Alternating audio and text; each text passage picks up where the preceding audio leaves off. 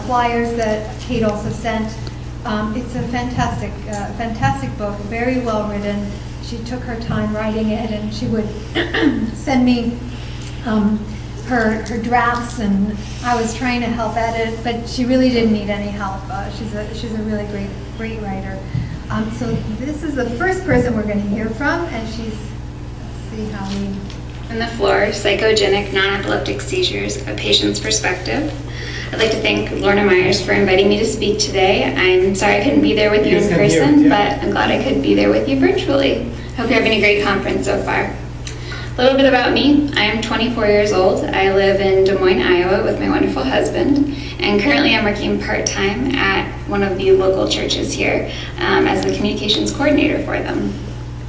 So, this book, View from the Floor, what's it all about? How did it happen?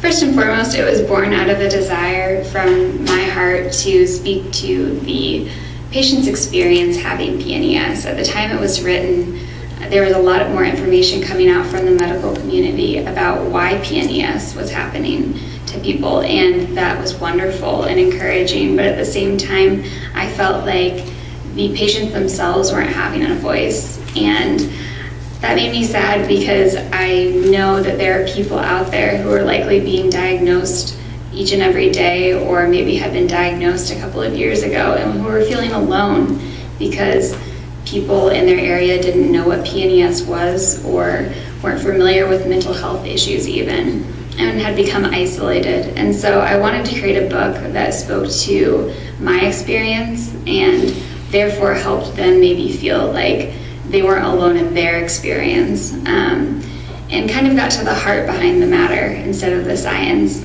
and spoke to the emotions of what it really feels like to have PNES, because there are certainly a lot of emotions associated with having this disorder. And also, I had gone through having PNES for about 6 years by the time I wrote this book, and I had learned a lot of tips and tricks the hard way. And I was hoping that by kind of chronicling my journey and writing those down, it would be a help to people who are kind of just starting out, so that they might avoid some of the pitfalls that I had experienced, and just have a little bit of a smoother journey, because it's rocky for all of us. So if you can do anything to make someone else's experience easier, I was more than happy to do something that would make it go smoother. So about me, I was diagnosed with PNES when I was 17. I was a senior in high school. My seizures started out as panic attacks. Panic attacks became panic attacks with shaking, and then the shaking developed into full-fledged seizures. At that point, I went to see a neurologist, and the neurologist did an EEG. I was very lucky to be triggered during the EEG and have a full seizure, so that they were able to rule out epilepsy. And I was diagnosed at that point with pseudo-seizures, which, as we all know, are psychogenic non-epileptic seizures. I really had no information about what those were. I experienced confusion, just like most of you, and did gather, though, that I needed to go into counseling. So I spent the next 5 years in therapy, going to a few different therapists, doing CBT, cognitive behavioral therapy, and learning coping mechanisms and stress reduction techniques, which were very helpful, and also doing exposure therapy to get me used to actually having the seizures, because at that point I had begun to develop a fear of them, and I needed to get over that so I wasn't having panic attacks about having seizures and their presence in my life. For the last year and a half, though, I've been doing a more specialized type of treatment, EMDR therapy, which is eye movement desensitization and reprocessing therapy, which is a very trauma-specific therapy. If you want to know more about it, I would encourage you to look it up online. I would highly recommend it. It's intense, but it is the most beneficial therapy I have done so far. It is the only thing I have done that I have seen a direct correlation between my treatment and the number of seizures I'm having on a day-to-day basis. I am not seizure-free, but I, for the first time, feel like there is hope that one day I might be, and that is a wonderful thing to be able to say to you all. So how do I deal with PNES on a day-to-day basis? Honestly, it varies by the day. Some days I deal with it well, and some days I really don't deal with it very well, which hopefully is something you all can relate with.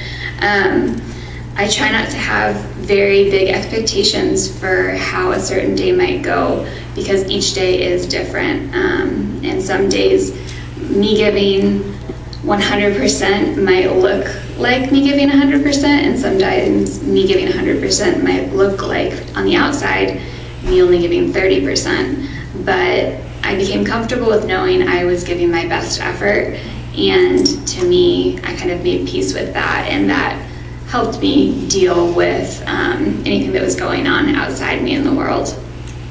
Along with that, I try to really give myself permission to feel whatever I'm experiencing on a day-to-day basis, happy, sad, mad. I don't filter that anymore or feel a need to tell everyone that I'm okay all the time, because I'm not okay. Having PNES sucks. There's no reason why we should pretend like we're happy to have this disorder. No one in their right mind would be happy to have this. So I say, screw that and just tell the truth. I am a big advocate of self-care. I try very hard to exercise, eat right, go to sleep early, have boundaries on my time and in my relationships. That's been incredibly important. Just the more I care for myself, the better I am able to help those around me, and the more present I can be in relationships and at work. And so it's a constant journey learning how to care for yourself, because we are constantly changing as people.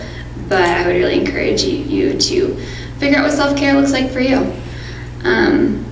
But you can have the best self-care in the world, and PNES is always going to crop up at the worst moments. It's going to affect your life in ways that you hate, and that's the rub. That's the hard part about having PNES, or one of the hard ones. There's certainly very, very many of them. It ruins your plans. It gets in the way of fun evenings. It makes you feel bad about yourself. It can make you feel like a failure. It can make you feel like a burden to the people around you. It gets in the way of your career plans. It takes you away from seasons of life that you might desperately want to be engaging in. PNES is hard, but I truly believe that you can overcome all of those difficult obstacles that are put in your path. I believe that the process of having PNES and living with it day after day develops in you a strength that is irreplaceable, and that cannot be developed with anything else except maybe another similar, extremely difficult trial. And because you have that strength, you're able to do amazing things with your life, like live with PNES every single day. Because of all of those difficult things that PNES can do and the way it plays with your mind, it can make you feel terrible about yourself. I really feel like it's by the grace of God that I've been able to see the positive things it's brought into my life. It's definitely deepened my faith, there's no question by that, but I'd say that it's also increased my empathy for others and opened my eyes to what other people might be going through, and helped me empathize with their experience. It's forced me into counseling and to deal with my own issues I maybe would have rather avoided. Everyone has baggage and difficult things in their lives, and they might choose to deal with it by avoidance or improper coping mechanisms, but I can't afford to blow things off or stuff feelings. It's not a luxury that I have, because my body will essentially out me that I'm having a hard time. But because of that, because I've been faced with having to walk through the fire of those difficult things in my life, I truly feel like I live a freer life because I'm not carrying that baggage with me anymore. And that's a blessing, 100%. Also, through counseling, I have learned numerous coping skills that will help me with the inevitable trials that will come through life, the unexpected things I'm going to face down the pike. And I'm grateful to have those things in my backpack as I continue through this journey. And most of all, I'm grateful for the ability to not have to live a life that is contained in this shell of trying to act perfect all the time.